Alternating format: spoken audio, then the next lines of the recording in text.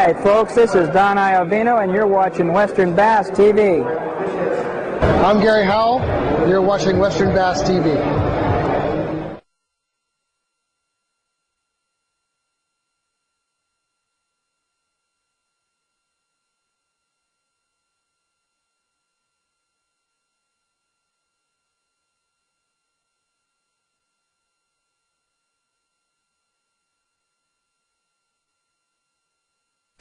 Well, good afternoon and welcome to International Sportsmans Expo, day one of our 4-day annual stop here in Sacramento. Got shows still upcoming in San Mateo, Denver, Salt Lake City, Phoenix, and Pleasanton. So if you have friends or people in those areas, I want to remind them about our shows. For those of you around the Cal Boating Aquarium Demonstration Tank, I want to remind you to pick up the brochures and literature from California Boating Waterways, and also remind you anytime you're on the water to wear your life jacket, your ignition kill switch, like we do anytime we're on the water running our outboards. A little bit about our tank. We bring this tank in empty. It comes out of Texas. We fill it up full of water, and the fish are on loan from the California Department of Fish and Game. We have an opportunity this year to have the largest fish I've ever had in an aquarium demonstration tank in over 20 years of doing this. We have a largemouth down here, a little over 14 pounds, about 14 and a half pounds. This one laying down here on the bottom. She's just kind of resting. Got another 10-pounder here and a couple of 9-pounders. So pretty good selection of our California Delta fish. This guy up there in the aquarium demonstration tank and I have been friends for a long time. We've had an opportunity to travel together, fish together, fish against each other for several different years. But Chad's a great fisherman. He's got a great understanding not only of the lakes but also the California Delta. And this year he won the Angler's Choice Pro-Am up on Clear Lake. Got him the keys to a fully rigged bass cat boat. And Chad also fishes for Bass Cat, Galaxy Marine, and Team Evinrude. He's a pretty versatile fisherman, great guy. He does have that Arkansas accent going, so don't think you're hearing anything funny. He is my hillbilly buddy. Please welcome Mr. Chad Martin. Appreciate that. I'll try to throw a good yawl in there for you once in a while. Well, I thank you guys for coming out today, and I'll give you guys a little bit of background on myself first. Like I said, I did come from Arkansas, moved out here back in '89, and it's kind of weird. You come out here and you go from water that you can't see more than 2 or 3 feet deep. You look at the water that looks like this right here, at 25, 30 feet, you kind of think to yourself, how am I going to catch these fish? And you can see a fish swimming down there at the bottom. So it's kind of a big learning curve that I had to go through when I first moved out here, as far as figuring out how to catch these fish, how to pattern them, where to go. You know, the same exact patterns back there exist out here. Fish or fish or fish wherever you go.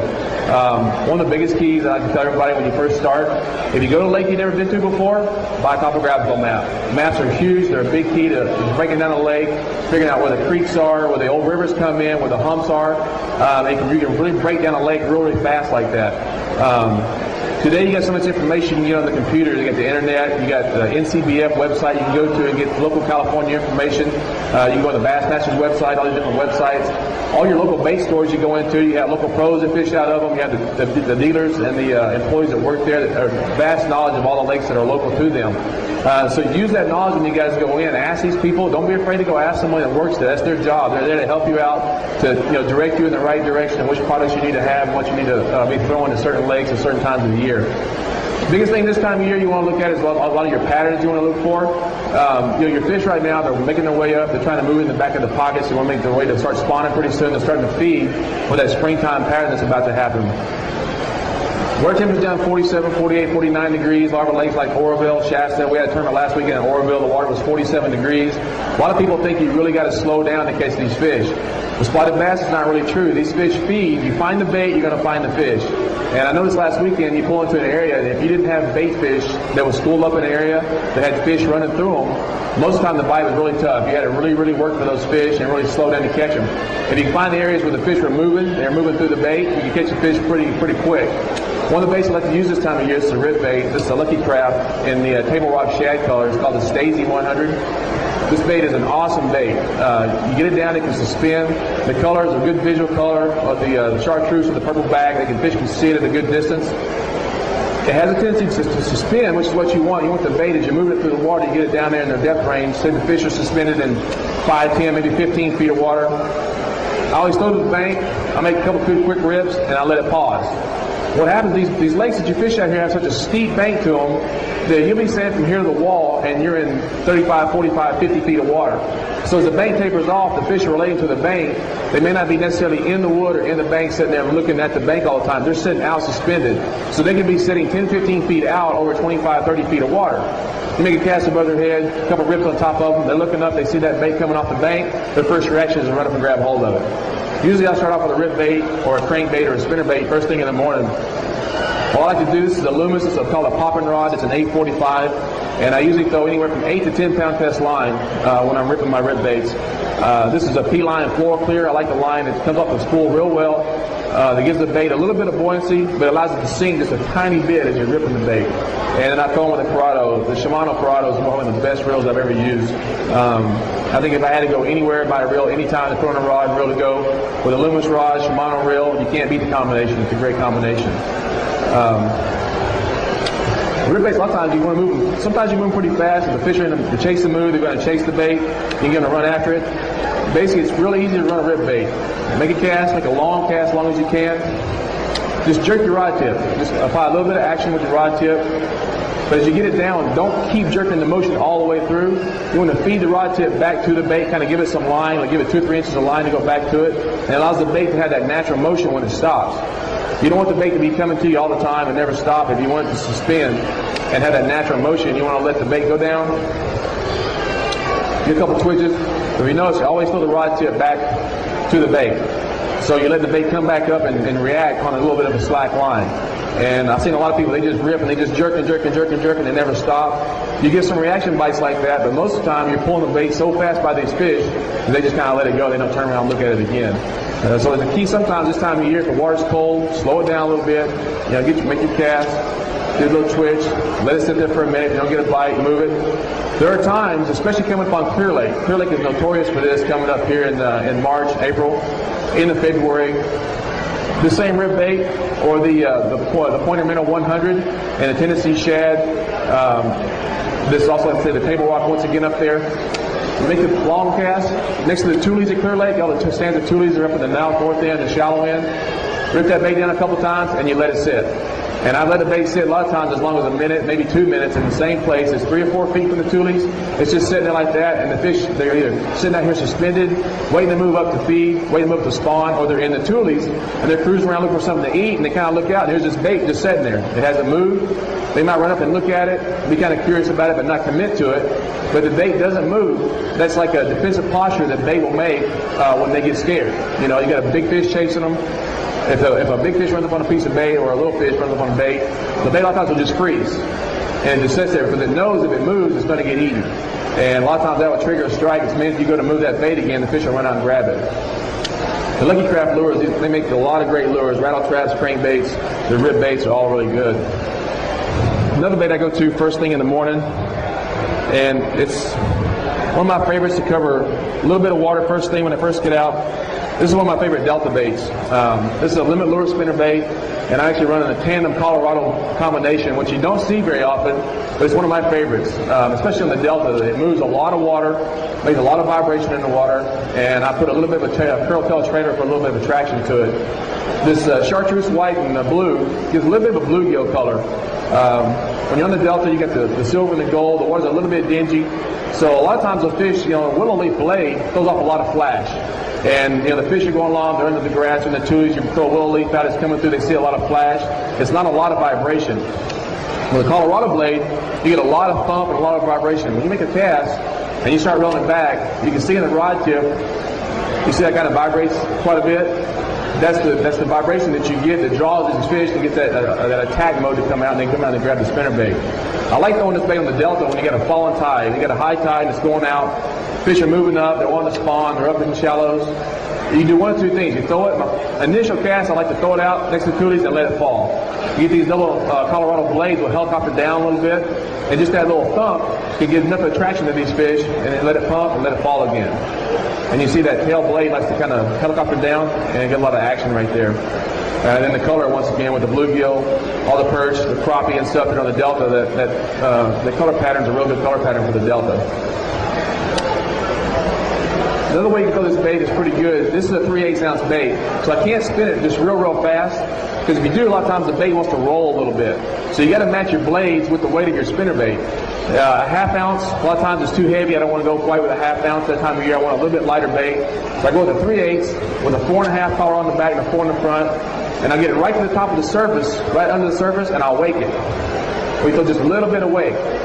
If you're ever on the delta or the lakes or whatever, and you're in the pocket or something early in the morning, you see a lot of bait fish that are kind of skidding on top of the water, and all of a sudden you see a big kaboom come up behind it, and the bass are chasing those shad. Well, what's drawing their attention is that motion on top of the water. They're making a little bit of ruckus up there. These fish are looking up, they see it, they come to see what it is, and here's something chasing a lot of bait, and it draws their attention to it, and they come up and they attack it just out of pure instinct. It's time to eat, it's something to eat, and they don't hesitate a lot of times to come up and take it off top of the water. Even in the colder water temperatures, when they won't hit a buzz bait, they'll come up and take a spinner bait just right under the surface like that. It's a great locator bait. You can move pretty fast. You can cover a lot of water. Good on the bank, so you can go 1/2 mile, never pull the trolling motor up, and find a lot of fish in a certain area. I use the spinner bait quite a bit to locate fish. If you're going to locate them, and then you come back and fish for them the next day, you're trying to find areas that have a lot of fish. They're going to be reaction fish that you can catch pretty quickly in a tournament and get a limit first thing in the morning. I like to use an 843 limitless rod, once again with the Shimano reels. With my spinner baits, I like to use a 5-2-to-1 reel with my spinner baits and my crankbaits. Reason being, a lot of times that 6-2-to-1 moves the bait just a little bit too fast, and it doesn't allow the baits to actually have the natural action that they need, that the bait was designed for. This bait right here, crankbaits, probably one of my mainstays. Every tournament that I go into, just about, I've got a crankbait rod on the deck, ready to go. And my lure of choice most of the time is a Norman deep little end. This crankbait right here, actually one of my favorites. You can catch fish on Oroville, Folsom, Shasta, the Delta, Clear Lake. I've not gone anywhere and not caught a fish on this color. It's a fire tiger. It just works everywhere you go. Stained water, clear water, it's a great bait.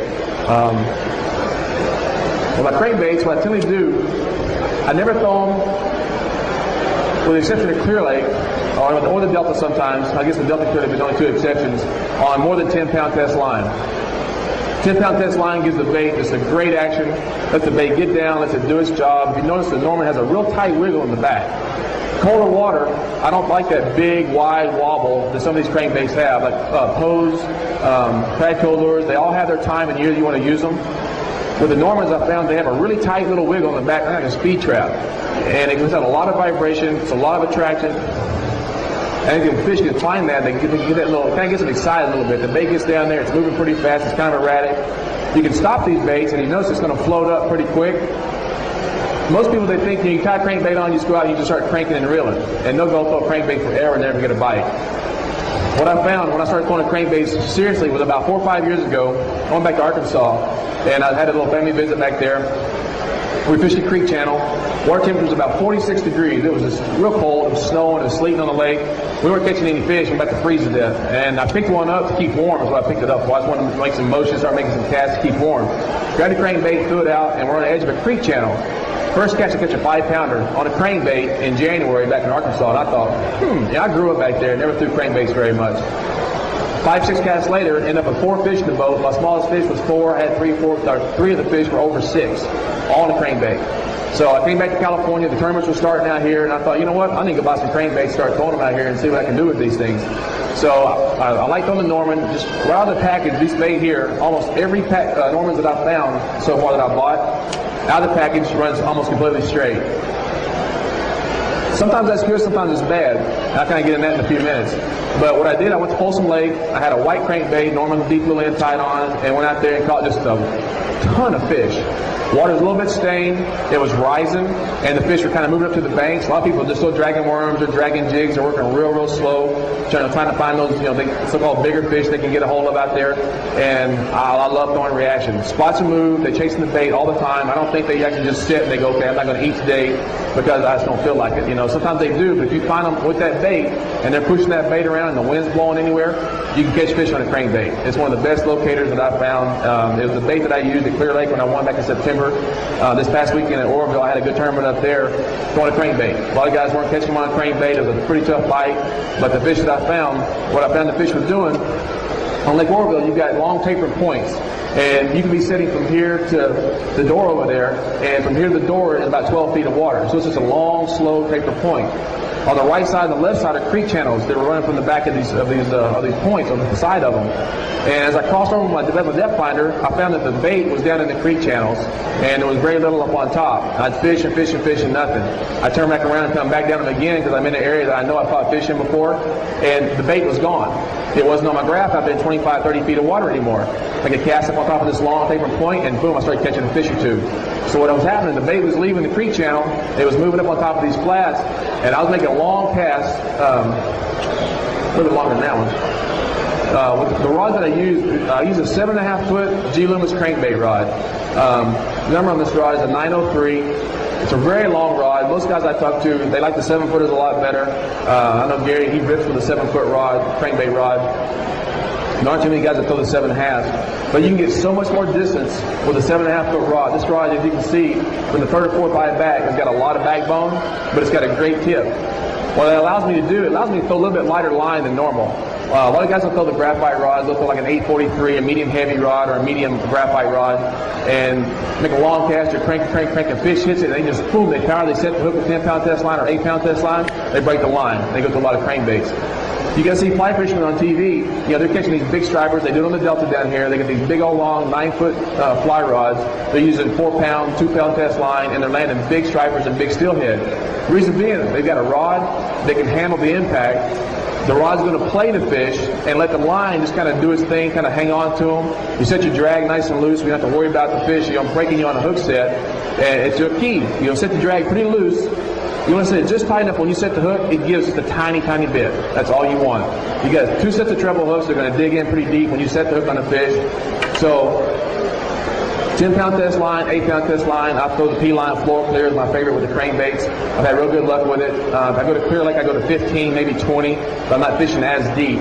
But what I'll do, I'll make a long cast across the point, and a lot of people, they'll approach it, they'll come up, and they're throwing to the bank all the time, throwing to the bank, throwing to the bank. I'll make a couple casts to the bank along the side of the point, but then as I get to the outside, I'll turn and I'll fire it as far as I can cast on the outside of that point. I'll bring that bait back up the point. A lot of times these fish are up there feeding, they see something coming from a little bit deeper water up to the shallower water, they turn, they run on it, and when they hit it, they're hitting it at full speed, and they go dead away. So most of the time they're setting the hook for you. All you got to do is pull into them and just kind of sit back and let the fish run around and tire himself out. You don't want to horse crankbait fish quite a bit. I found, even with spotted bass, largemouth are pretty tough. Spotted bass, they like to run and change directions all the time.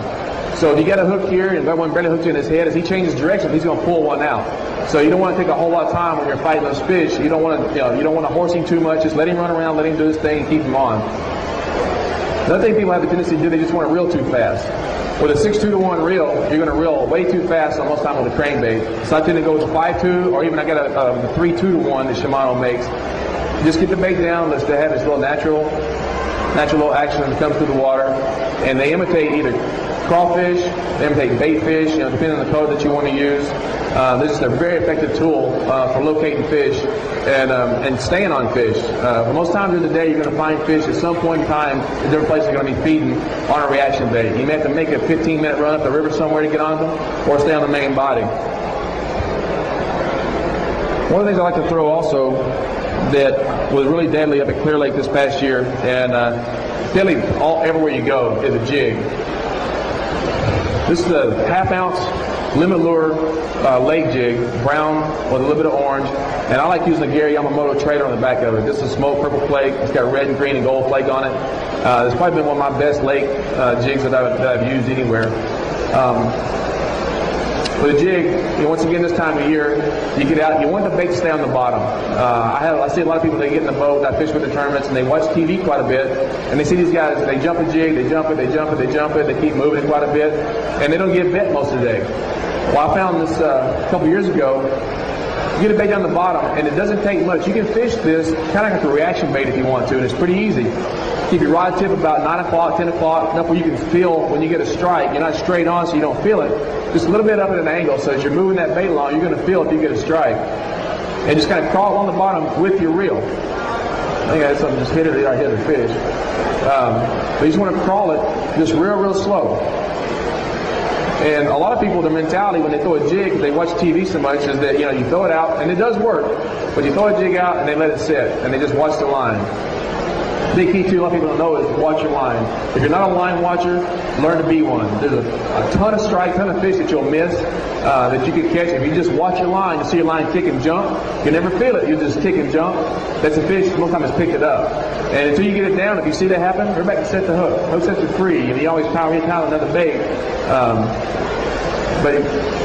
So when the jig gets out, you start bringing across, just real slow. Start moving real slow with your reel handle, and it's almost like covering the bottom of the lake with a crankbait. And you can do this in any depth. You can do it in 5 feet. You can do it in 25, 30 feet. You do it at 50 feet. What I usually do, I usually adjust the size of the jig that I'm going to use. If I'm going to go anywhere between 30 and 50 feet, I'll go to a 3/4 ounce jig.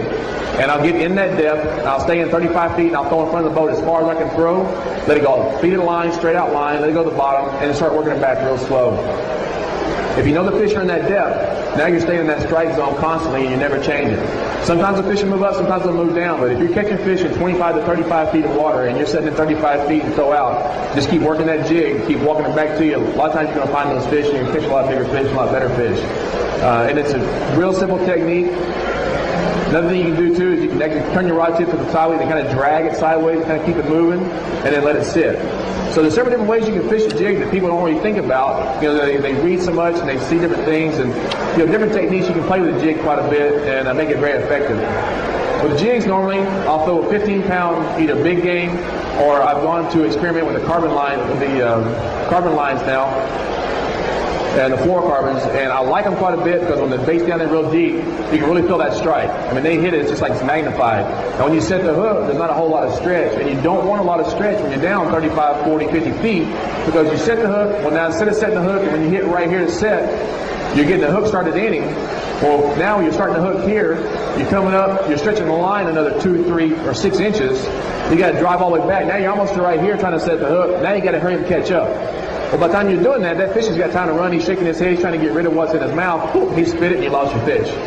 So you don't want a whole lot of stretch on the line that you have. So 15-pound is what I use on my jigs when I'm going anywhere from about 15 to 45, 50, 55 feet deep. And I go with the fluorocarbon or the P-line big game. I mean the tri-link big game. I've had really good success with it. But I say with the jig too, you can cover a lot of water. Once you do find the fish, you can really slow down, work the area real thorough. Like if you're in an area like this and you can't see the bottom as you come along and you get to a place and you bump, with these rods you can feel that stump, and I can feel that stump when I hit it. This is a Loomis, this is an 844 Loomis rod. It's a 7-foot rod. It's a heavy rod. It's very sensitive. It's a GLX. Anything you touch down there, you can feel it. It's just kind of magnified as it's coming along. These rods are great to use throwing a jig, throwing worms, brush hogs, that type of thing. Another bait that's real similar to the jig that I like to throw a lot. I think one more thing on the jig. When you buy a jig and you pull out the package, if you guys ever notice, you have a long weed guard, these fiber weed guard that sits off the front of it. Most people take them, they don't know what to do with it. They just leave it on there, they go fishing, they miss a lot of fish. Certain applications, you want to leave that kind of thick. What I tend to do is I take my scissors and I'll cut about 10 strands of that weed guard off. And I want that to be a little bit more pliable than normal. If you leave all the weed guard on there, it's so stiff to get down. The fish really has to chomp down on it. And as you set, it's going to do its job to keep from getting hung up. It's not going to get hung up in the fish's mouth. The hook's not going to penetrate. So I trim that a little bit, and then I cut it back. And you can modify it however you want it. You don't want to cut it back too much, because it's like fishing an exposed football head. So just trim that weed guard, trim it a little bit of an angle, trim a little bit of that off, so you still have the flexibility for that weed guard to deflect the hook away from the structure. You're not pulling into a rock or a stump. But when a fish bites it, he's going to move that far enough that you can get a hook to penetrate inside him. Another bait that's real similar to a jig that I like to throw a lot, and last weekend really helped me out up at Oroville, is a tube. A lot of people throw them. They're not talked about a whole lot because they're not a real flashy, fancy type thing. People talk about a jig more than anything. This is a young tube. It's a smoked purple flake, got a little bit of gold in it.